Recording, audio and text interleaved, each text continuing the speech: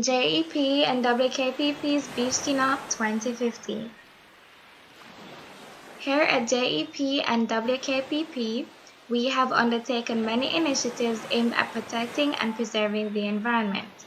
This, our first and only exclusive beach cleanup, will dovetail into our 20th celebrations as we seek to reduce pollution and protect marine life.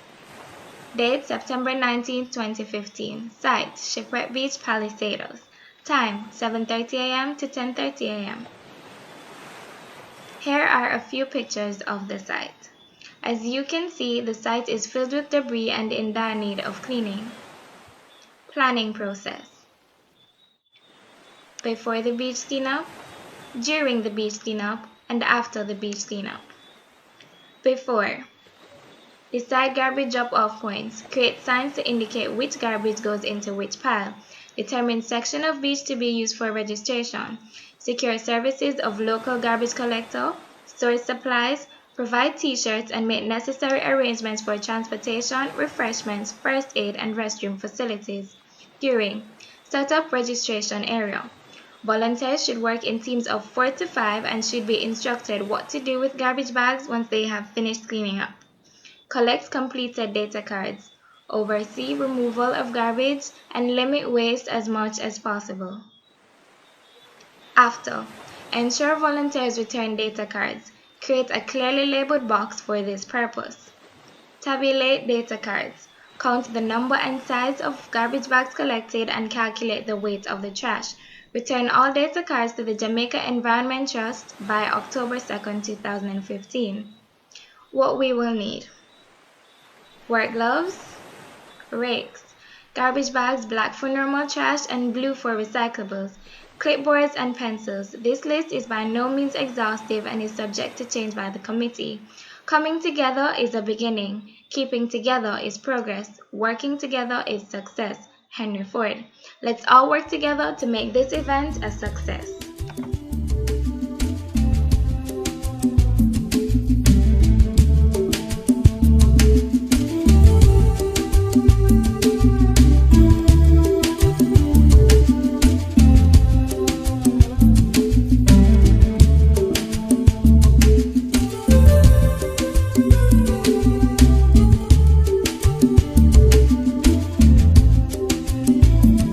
It never really ceases to amaze me, the amount of waste that really is entering the harbor by way of the gullies. 1 kilogram of waste is produced on average per person in Jamaica every day. And this amount increases, it's estimated at about 6% per year. There's a lot of garbage. We're producing a lot of garbage. 38% of Jamaicans burn their garbage. About 300,000 tons of waste is dumped illegally each year. Most of it ends up in drains, in gullies and rivers, and it causes public health issues, flooding, before it travels by these channels to our coast. Once the waste enters the coastal environment, it impacts on marine life, and it's very, very difficult to deal with. So dealing with it at that beach site is often the last chance we get before it enters the ocean. We have 2,300 registered at this site. We think about 2,500 actually showed up and 8,000 registered island-wide.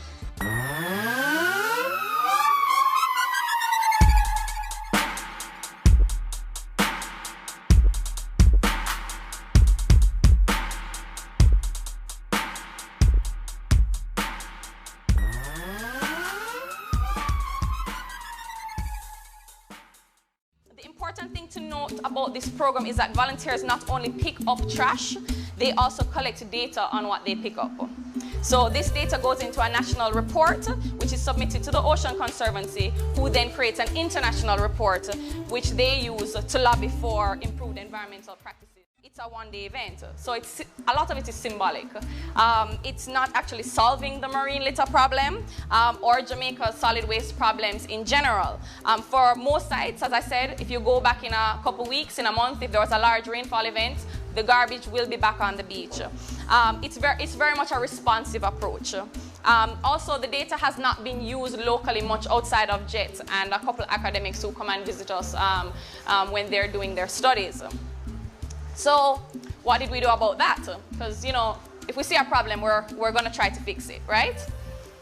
Enter the Clean Coasts project. Clean Coast Initiative is going to try and keep the public awareness messages going and appeal to Jamaicans not to throw garbage at the side of the road, because this is where it ends up, right? So don't throw garbage out of a car window, don't throw it at the side of the road, don't throw it in a gully, because this is where it ends up. And this harms us as people, you know, because it encourages flies, rats, mosquitoes. So it's not just ugly, it's actually very unhealthy. And that's the message we want to send.